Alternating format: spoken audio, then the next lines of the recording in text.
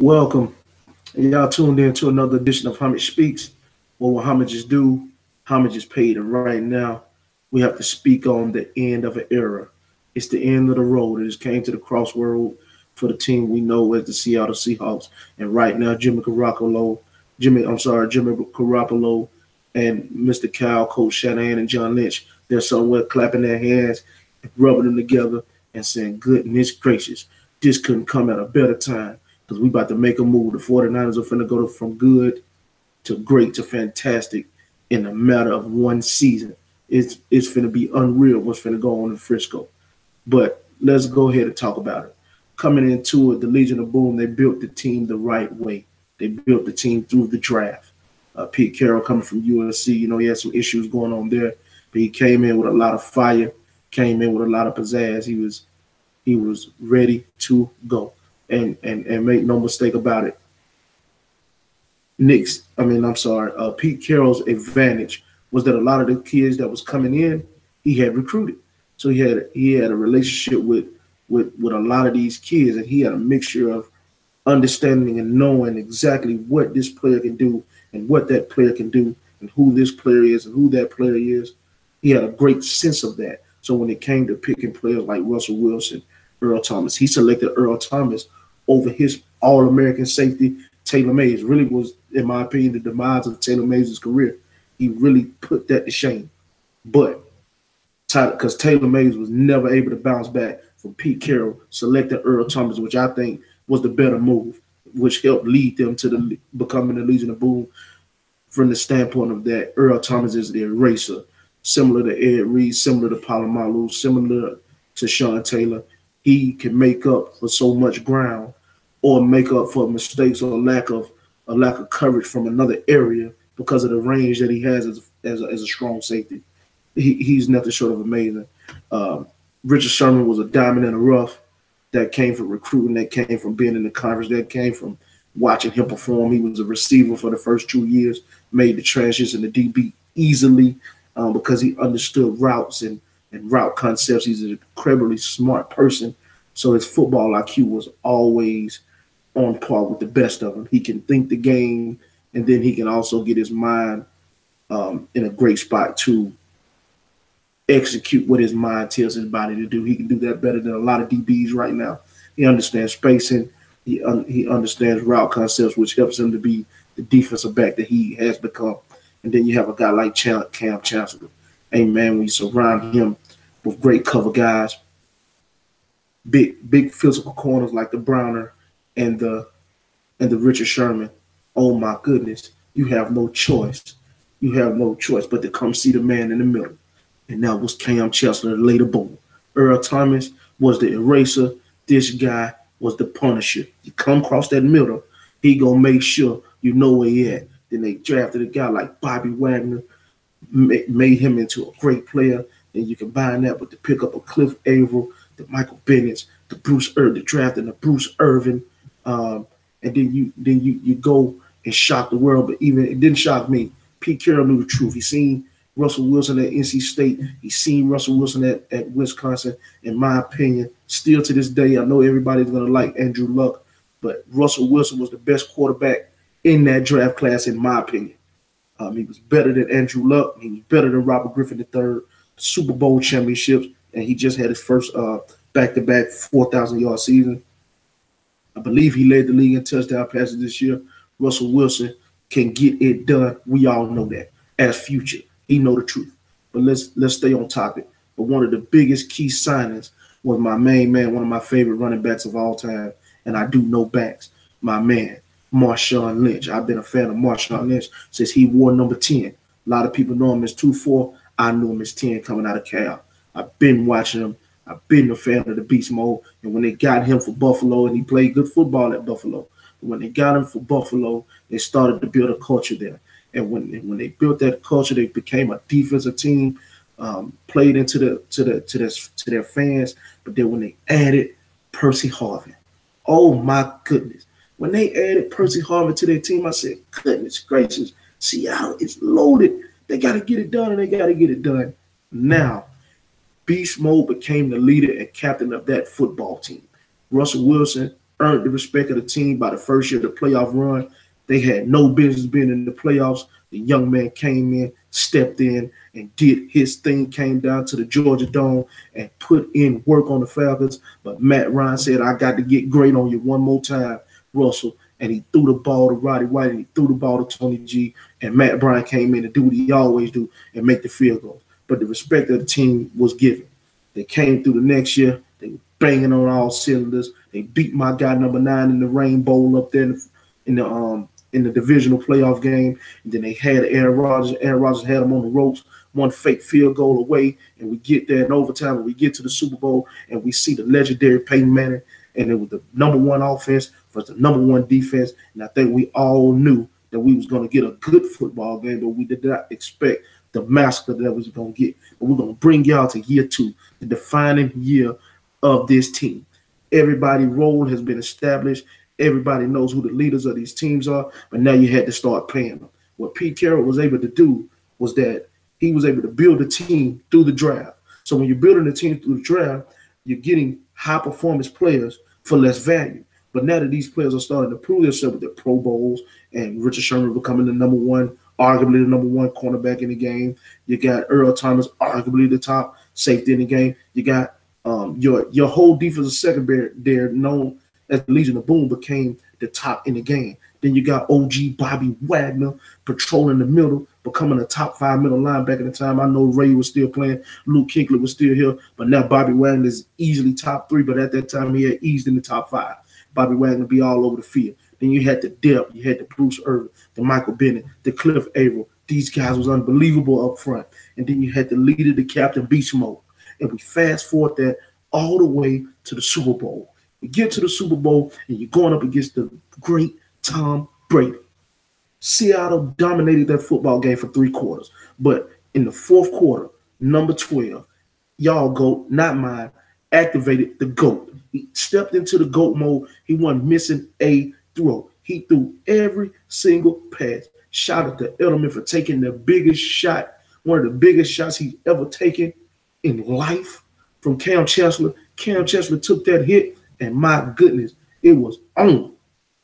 Tom Brady walked those boys down. But Russell said, wait a minute. I got the clutch gene too. Walk them down the field. Everybody know what time it is. It is beast mode. It's beast mode. He get the ball from the 12-yard line to the 2 on one run. They down there. Now, me and my main man, Courtney, we talk about this all the time. Pete Carroll has always been a guy that take chances. Now, hindsight, I hate double slants. Last time I seen double slants in the goal line in the Super Bowl, it got picked off by the legendary James Harrison, probably a future Hall of Famer, and James Harrison picked that pass off and took that pass to the house off double slant. I don't like that play down there in the goal line, especially if you're throwing it in the window where you want to throw it at. Now, if you throw it in the 3rd window like they did earlier in the game to score a touchdown, and they beat Reeves and threw the touchdown to Doug Baldwin, I'll take that. But throwing it in window number 1 on the quick slant, I don't like it in the goal line, because in the goal line, everything shrinks in. They want you to throw the ball in the middle. Why are you doing what they want to do? I'm just not with that. Pete Carroll takes chances. I'm going to remind you back to the national championship game against Texas. They got the number 1 back in the country in Reggie Bush. He's a player of the year. He's the Heisman Trophy winner. He's killing them with LenDale White. LenDale White is destroying them. He's destroying them. But they come out, they line up, they say, we're going to come right at you. We're going to come right at you, and we're going to run LenDale White and the Texas Longhorns stop LenDale White. But let me fast forward it now. This situation has to play in the psyche of Pete Carroll's mind, but he got to understand one thing. That's beast mode back there. That's the leader. That's our guy. He's going to get us this game. He's going to die for this touchdown. We're running the ball 3 straight times, and if he don't score, then I think everybody within this organization, everybody who's a fan of this team, will respect me for getting beast mode the ball 3 opportunities to score the ball, and he didn't score the ball. Or at least give it to him twice. But when you go down there and you run double slant with your little receiver, not even your best receivers or your big receivers, and you run double slant, that play got blew up because of what happened on the outside, and not what happened on the inside. The read for Malcolm Butler, what happened on the outside was, I believe that was Browner. Browner blew it up. So now we know we're not going to the second slant. So now we got to jump the first, and he jumped and he picked it off. The pass was supposed to either be incomplete, so I understand what he was doing, hindsight, but I'm telling you right now, that was the end of that team. That's what destroyed that team, because now that team was one band, one sound, one pulse, one energy. Everybody was thinking and saying the same thing and believing in one another. But when you got the coach making a call like that, that went against everything that the team wanted to do at that moment, it was done. Beast Mode was never the same. Their leader was never the same. And in my opinion, he was the energy. Then the next season, you had injuries. You had injuries to the Earl Thomas. You had injuries to Cam Chancellor. But, man, you had the emergence of Russell Wilson.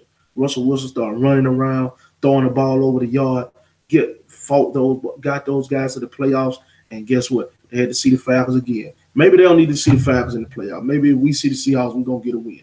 That's the only time we're going to get them. I wish we could play the Seahawks in the Super Bowl. Maybe that'll help us get the win. But back to Pete Carroll. So the legendary Pete Carroll was forced with a dilemma. He had a team full of outspoken people. He's always been a player coach. That's how he's been able to get down. Men like to play for him. Men respect him. But when you got players such as the Richard Sherman, who was a known leader of this team, saying that he got in that similar situation again in one of the games of the season, went up to him personally and said, "Don't throw the ball." You could tell that this was on the mindset in the psyche of this team. And I don't know if y'all have competed in sports or didn't succeed at something, but it's the time that you lose a game that you're supposed to win that you remember the most. And you always have to question, why did they do that? Why did he do this? Why did that happen? And for that team could not get over the hump of losing that Super Bowl when they clearly fought so hard to get back, clearly with the dominant team in that whole season.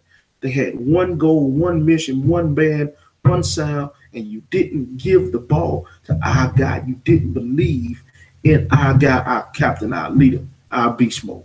And when that happened, that team started to go down. But now they're forced with the hard stuff. You got Cam Chancellor got his money. Earl Thomas done got his money. Richard Sherman done got his money. Michael Bennett done got his money. Now when people get the money, things start to change. The drive start to change. The hunger start to change. Then you lose the captain.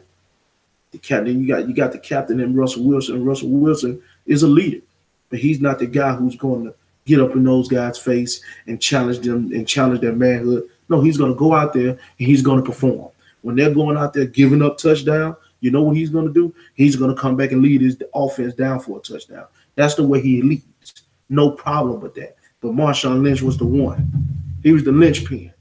He could be with the team in any situation. They could always rally to the beast mode. And when they lost the beast mode, they lost the team. And I'm going to be honest with you, I love beast mode, but I think he lost a lot of his love for the game at that moment. Him actually playing for Oakland was probably the only way that he was going to get back into the NFL because he was done. But Pete Carroll, now he's forced with a new era. He's forced with a new dilemma. The thing is, I don't know if he's going to be as successful this time going into it, simply from the standpoint that he doesn't know the players as well as he did when he came into the league. When he came from USC, those players he had recruited. Those players he had in-depth analysis of prior to NFL scouts or NFL personnel even looking at them. I looked at them when they was in 8th grade, 9th grade, 10th grade, 11th grade, 12th grade. I know these guys. Yes, their athleticism improved over the years, but I knew them when they was young. I know them. I know what Earl Thomas can do opposed to Taylor Mays. That's why I picked him. I know Richard Sherman can give me what I need in this cover 3 because he understands route concepts. He understands spacing. He can high point the ball just like a DB. So we're not worried about no jump ball. The only thing I'm worried about him is teaching him the techniques and getting his hips right and allow him to drive and break on the ball. He's a great football player. He's a great tackler. Just don't get beat deep. We good to go because Earl Thomas can erase everything. But now the Seahawks organization has elected to go to the Russell. The future, I'm taking shots at future, of course. The future is the future, and the future is Russell Wilson now. I believe in Russell Wilson and his ability to play the quarterback position, but if they're going to put the team in his hands, then they got to go to another level. They have to figure out ways to get him what he needs offensively. They need a running game. They need another receiver. Jimmy Graham, they got to figure out ways to get him going. But the Seahawks are in trouble because Jimmy Garoppolo is with the 49ers, and he came at the right time. The Rams just let go Alec Ogletree, though they picked up Marcus Peters. They let go Alec Ogletree. I'm still trying to figure out how they let go their Mike linebacker. Aaron Donald, man, you got your work cut out for you. Now you got to be able to, whoever comes behind you, you got to keep him free so that guy can go make tackles. Thank y'all for tuning in. It is the end of an era. The Legion of Boom has met its doom. We enjoyed you, but homage is due. Homage has been paid. And God bless a good night to one of the greatest defensive units the game of football has ever seen. Homage is out.